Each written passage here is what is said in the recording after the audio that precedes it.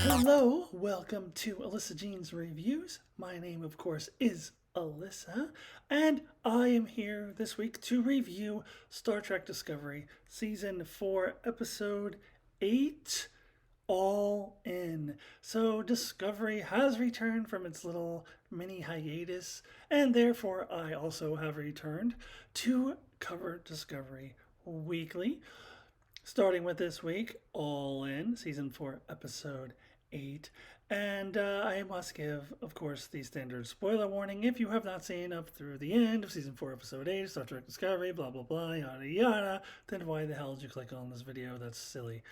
Anyways, let us get right into it. I'll start with my overall thoughts. So I thought this was a pretty solid episode. Not a great episode by any means. Not nearly as great as the previous episode. But I enjoyed it. I had a lot of fun with the casino stuff. I thought that was all fun.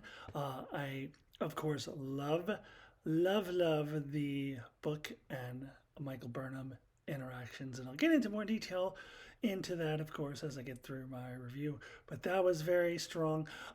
There were aspects of this episode that I thought were a bit on the silly side that I did not love. And there was definitely some plot contrivances involved in this as well. So it's not a perfect episode by any means, but I would say a solid episode, pretty solid. And I definitely had fun with it. So let me go ahead and go through the episode. So normally what I do is split the episode up into the different plots, the A plot, the B plot, and C plot. And I go through them, and not in any particular order. I kind of switch up the order each week. This week, there really is only an A plot. There's one scene that's not, I wouldn't call it the B plot. There's one scene. So I'm actually going to start with that first and then dive into the main plot. So I just want to get it out of the way. Let's just get out of the way the one little scene that doesn't have anything to do with the main plot. It is what I would call a throwaway scene, and quite frankly, filler. The only purpose of it seems to be they didn't have quite enough runtime, so they were like, oh, let's just throw in this other scene, even though it does not forward the story in any way, shape, or form, does not forward the characters in any way, shape, or form. I'm talking about the little scene between Culber and Stamets. Now, I love Culber and Stamets as a couple. They're a very sweet couple. I love seeing them together. But I also want there to be a function for their scenes. This was just, oh, look how cute they are together. That's look how much they love each other. Yes, Culber is struggling with his work as the ship's counselor. And he's doubting himself for it. Yes, we get it. We know. You've already been through this a few times. Like, all this did was rehash things we already knew. And so it didn't forward the character story in any way, shape, or form. Didn't forward the plot, obviously. It was just like a sweet little scene, which is nice. But it could have been lifted straight out of the episode and no one would ever miss it. You wouldn't say, oh, I really think we need more scenes with Culber struggling with how he's the ship counselor. Nobody would say that. So it is the very definition of filler. It's not bad or anything. It just didn't need to be there at all. So I got that out of the way. Let me now jump straight into the main plot, the A plot, which really is the only plot of the episodes beside that just one scene that I just mentioned. So in the main plot, we start off with Rillick reaming out both Vance and Burnham, and I really, really like the scene. President Rillick is a character I really, really like a lot. And I love how she just dresses them both down. And it's good to kind of see Vance and Burnham on equal footing here. And she says, did either of you know about this? And they're like, no, ma'am, we did not know about this. And then she's like, okay, well, why did you not know about this? How could you possibly not know that this was coming? She has a good point. Especially with Book. And honestly, I think she's complicit. I think Vance is complicit. Why did they allow this former criminal on the bridge of Discovery? And he goes on away missions. Like, I didn't understand that.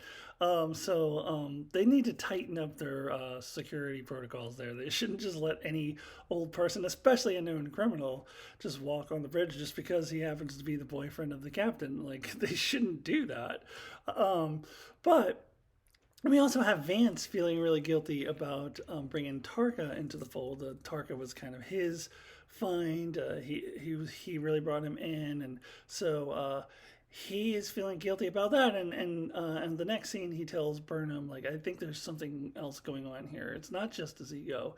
There's something going on. So obviously, he doesn't know about that the friend or lover from the parallel universe, um, which we touch on a little bit here in this episode, but we still know very, very little about. So I'm actually curious what the deal with that is going to be. But anyways, Vance doesn't know about it, but he has a hunch that something else is going on. And I loved how he told Burnham, I can't disagree with the president publicly, so I can't contradict her orders.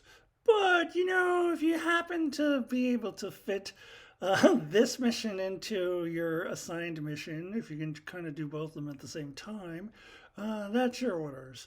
And that's like puts Burnham in a really weird position. If it had gone wrong and Burnham had been in a lot of trouble, is Vance culpable for that? I don't know. That's very weird. Like Burnham would just say, "But I was ordered to do that." I don't know. It's a weird situation, but I really, really enjoyed that whole scene. Now here we get into a little bit of plot contrivances because when Vance first said that you need to try to combine both missions, I'm like, how easy is that going to be? Well, actually, it was super easy, barely an inconvenience because it just seems like a little too convenient that she would be able to so easily combine the mission they were put on, which is completely different, completely unrelated. Somehow, with going to see that one dude who I'll talk about, his name is Haas, I think. I'll talk about that in just a minute. I actually like that character, but she was able to combine a completely unrelated mission with that, and that's a huge risk because, like, what are the odds that Book would go to that same guy? I mean, there's probably a pretty good chance, but she's not 100%. So that could have just gone horribly wrong. So the fact that it just works out perfectly, a little bit contrived. Not terrible because after all, the show does need to happen. So sometimes you got to contrive some things. So it wasn't the worst thing ever, but definitely a bit contrived. Then we get into this casino, and we start off with, of course, Book and Tarka getting there, and we meet this character Haas. I'm not sure what species he is. I don't really recognize that species, but I enjoy this character. He is kind of like the new Quark, but I would say he's much more charismatic than Quark. He's just got a much more charismatic personality. Quark is lovable, but also sleazy in a way, in his own way. I didn't think this guy was very sleazy. I think he's much more charismatic. So I really like this guy. I think that if he was a regular on the show, it would be like, okay, they're trying to recreate Quark, but I don't mind him every once in a while. In fact, I wouldn't mind seeing him show up on the show again. I don't want them to force feed him into the plot, but it might be fun to see him again. I really enjoyed this character. Then later on, Burnham and Osakan. I can never pronounce her name. Osakan? I don't know. I can just never remember what her name is. But Lieutenant Commander Joanne Osakan and Burnham, they go after Burke. And I actually love how when they arrive, there's that holographic sea monster that looks like it's going to eat them. So it's like you have to know that the casino is there, which I'm sure a lot of people do. But I thought that was very cool. And you know what? I love how they had Owo do something. This is the way they should develop characters. Like instead of a couple weeks ago when they just randomly had her say, "When I was a little girl," blah blah blah blah blah, and I don't even remember what the hell she said because my eyes were just glazing over. Like, whoa, blah blah blah blah blah. I was a little girl. It's just not how you develop characters. This is how you develop characters. Like I didn't know that she was a badass fighter like that. You have to show and not tell. Um, Unfortunately, I don't know. I feel like it might be a little too late to develop any of those other characters. Like they should have done it a long time ago, like Detmer and Bryce and Owo and all of those. Like it's kind of late. um, the main core are pretty well developed. Saru, Burnham, Tilly, even Adira, Stamets, Culver. Um, they're pretty well developed characters. The relationships between them are pretty well developed. But then with some of these other characters, like it might even be just a little too late to do anything about it because they should have done it a long time ago. But if they're going to do it, this is the way to do it: show, not tell.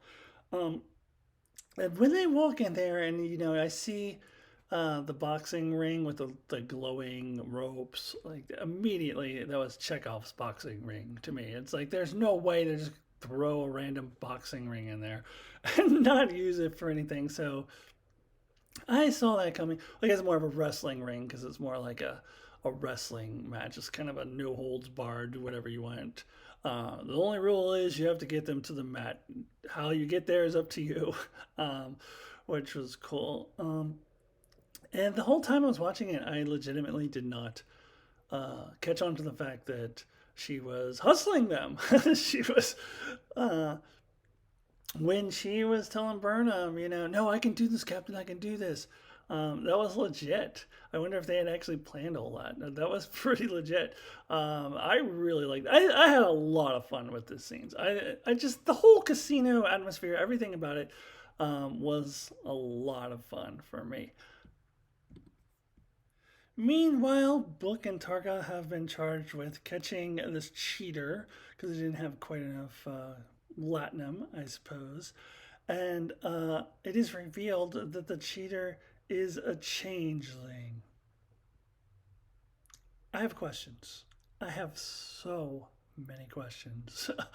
So, first of all, when they first revealed that it was a changeling, uh, my first question was, okay, is this a changeling, like from Deep Space Nine, the founders, or is this like one of those weird ones from like the Next Generation season 2 episode, the Daffin?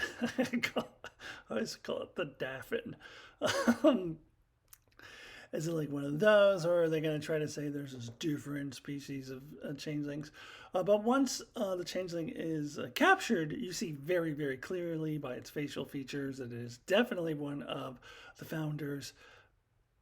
So I have a question here. Why is a changeling in a casino cheating in a casino? Like, what does a changeling need with money? That's like Kirk with a "What does God need with a scholarship? What does a changeling need with money?" Well, first of all, they don't need to eat, so they can't use like "I'm starving" as an excuse. They can turn themselves into anything. Like, what do they need? Like, I have so many questions. Um, and then, how did the changeling get to be in this position? So my assumption is that Odo was successful. Like the last time we see the changelings, Odo is going into the Great Link, and he's trying to teach the changelings about the solids and teaching them to appreciate the solids and all of that stuff. And so I assume he was successful, and over time, the changelings started integrating themselves with the solids and started doing solid type things, like apparently playing casino games or even cheating at casino games. Um, so that was the deal, is what I am guessing. But this can't be a founder. Like this can't be like, I don't know. Do they have a form of government now? What is this? What is the Changeling Society now like? This can't be like one of the main people who is off gambling. So maybe they've structured themselves more like solids instead of always being in the Great Link. How does the Great Link relate to all of this? So many questions, so many. I can't believe they just dropped a changeling in there and just not explain anything. Like they need to do a whole episode about the changelings now. Probably not this season. I don't think they would be able to fit it into this season's story. But season 5, I want the changeling episode. God damn it! I have so many questions. Um, I will also add that I loved that they updated the effects of how the changeling changes shape because I watched Deep Space Nine a couple years ago and oh boy, like it looks really hokey. Like when the changelings change shape, it's really bad technology compared to what we have now. So I love that they updated that. I did not love that it turned into a tribble to escape. First of all, that makes no sense. Secondly, I am really sick and tired of them trying to throw tribbles into everything. Okay, we get it. Tribbles are great. Everybody loves tribbles. You don't have to throw a tribble into the scene every time you fucking feel like it. I'm over it. They had one earlier in the season, I think, when Tribble was just kind of scurrying around the floor when they were at Starfleet headquarters. Enough with the damn Tribbles. But, anyways, it was very cool to see the changeling, but I have so many questions. So many. Okay, let's move on. I'm just going to obsess on this changeling all night if I don't stop myself. So let's get into the book and Michael interactions because they are fantastic. I love that they are on opposite sides and yet they just cannot help but to work together. Like they just kind of accidentally start working together to first to accomplish both their own means. Like Burnham wants to help him get the changeling, and he helps her. They just can't help themselves. They're just a natural team, and it just has everything to do with the chemistry between the actors. It's just so good. There's such amazing chemistry between these two characters.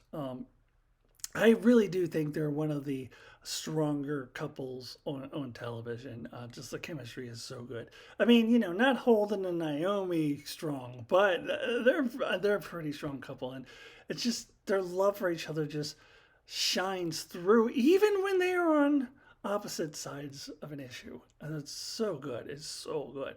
Um, it's very clear to me that Burnham came there with the hope of talking Book out of it. In fact, she does say that in the beginning that she thinks that she can talk him out of it. But it's really interesting to watch Burnham through her facial expressions and her tone and everything, how she gradually starts to realize that she ain't convincing him, that it's a lost cause. And then we have this poker game at the end.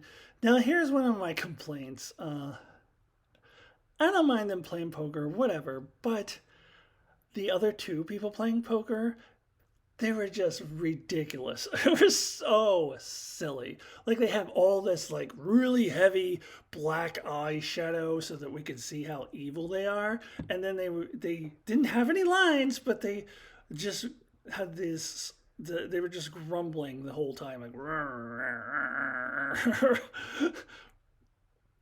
the whole time, like look at how evil we are. We're evil. Look at our black eyeshadow. We're evil. Like that was just so silly. That was a little bit much for me. And then when that lady like loses, Haas goes goodbye and like teleports her away. It sounded exactly like that show, The Weakest Link. Do you remember The Weakest Link? I think they did a retread of it recently, but I'm talking about the original one from like maybe the early 2000s when they had that British lady. He was like, "You are the weakest link. Goodbye." Like he said it exactly that same way. Goodbye. It was really weird. And I don't know. I didn't really love Burnham's like behavior at the table. I think it was supposed to be funny, but I just thought it was a little hokey. Like, I don't know. I didn't love any of that. I really wanted them to just get to the point, and when they got to the point, that's when I was interested. And the point is Burnham trying one last time to try to convince Book to let it go and come with her. But you can see in her eyes that she knows it's a lost cause, but she just has to try. She just has to try one more time. But she's already put her her other plan in motion because she knows it's going to fail. She just there's some small part of her that wants her to be successful and convincing Book to come back with her, but she just knows she's going to fail.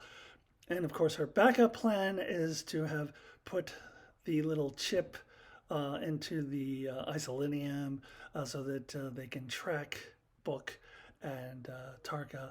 And it was a good plan. In fact, I almost think it should have gone as far as Burnham should have not only just expected that she would lose, but she should have lost on purpose. Because I was thinking this through, like, what would have happened if Burnham won the isolinium?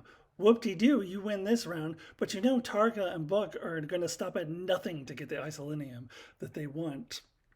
Yeah, it doesn't look like they have a lot of options, but they are so obsessed. They will find a way, and they will do it in a way that Burnham has no clue where they're going or what they're going to do, and she doesn't have a way to find them. And they'll get the isolinium anyway. So her winning the isolinium would have only delayed them, whereas them winning it and Burnham putting the tracking device on it makes them believe that they have been successful.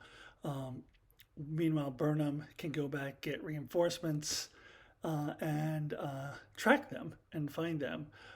So I actually thought it was a pretty brilliant plan on Burnham's part. I think it actually should have been that she should have just flat out lost on purpose because she's much better off losing the isolinium and tracking him than winning it. So then we go back to Starfleet headquarters, where Burnham and Vance kind of admit what happened, and in classic fashion, this is classic in all Star Trek episodes. Usually, it's an admiral who does this to the captain. This time, it's the president to an admiral and captain, where they completely break the rules and disobey orders, but then the admiral or the person in charge, in this case the president, goes, "Oh, okay, well that's fine. We'll just forgive you. Let's move on. let's go ahead and work together now." They've done this in Star Trek many times, so I'm completely unbothered by it at this point in time. So then we get the really big reveal that the alien species, whoever they are, on the other side of the galaxy, and the galactic barrier or whatever, that they are constructing some big giant solar system sized thing, and they have been using the DMA to mine for boramite. And President Rillick says, we must stop Book. Like, it's really important to stop Book and Tarka, because now they know that this is just a mining machine. They don't mean to kill people and destroy planets. Now, we don't know how those aliens will react once they learn that. They could be like, you guys are ants to us. We don't give a fuck. Sorry, your planet is nothing to us. Or they could be like, oh shit, we had no idea we were doing that. Oh my God, we feel so bad. We won't do that anymore. They don't know how the aliens are going to react, but they do have a pretty good idea of how the aliens are going to react if Book and Tarka go and destroy their mining equipment for no reason whatsoever from their perspective. So is absolutely the wrong thing for Book and Tarka to do that. And President Rillick is right. They absolutely have to stop them. So the stakes have risen now, because now we know for certain it's not just an ambiguous debate. One could be right, one could be wrong. Now we do know for certain that Burnham was right. They absolutely cannot allow Book and Tarka to do this because they're going to be basically potentially starting a war. And I love the line. So if this is their mining equipment, just think what their weapons are like. Whew. So scary thought. So we leave the episode with the stakes raised really high, and I'm really excited about the next episode. Now, I will admit that I kind of came into this episode thinking that it was going to be what next episode is likely going to be, with just an all-out chase of Book and Tarka. But I do love that we took the time to have these interactions between Book and Burnham, even if the way that they came together felt a bit contrived to me. I do love that we took the time to have these conversations and these character interactions between them. I think it really adds to the tension of the story. And as I said, I just love seeing these two characters together. So good. Okay, I think that does it for my review. Let me go ahead and give my rating out of 10. 1 would be the lowest possible score, 10 would be the highest possible score. And out of 10, I'm going to give this episode all in an 8. As I said, a very solid episode. Not the best thing ever, but I had a lot of fun with it. Loved the character stuff between Book and Burnham and just the chemistry that they have together, even when they are on opposite sides, how they just naturally fall into working together without even trying. It's just so good. So many layers of complexity in that relationship. Love watching it on screen. Pretty strong episode, even if there were plot contrivances and silly stuff mixed in as well. So a solid 8 out of 10. Okay, that does it for this week's review of Star Trek Discovery. Please join me next week as I review Season 4, Episode 9. Also, if you haven't already, please subscribe and check out my review for Star Trek II, The Wrath of Khan, which will drop tomorrow morning, Friday, the February 11th. February the 11th, I should say. So check that out on my channel. I'm doing each of the original 6 Star Trek films 1 month at a time, and it's time for Star Trek 2. That was a really fun movie to rewatch and to review, so please check that out. Remember to like, remember to subscribe, and I will see you soon. Goodbye.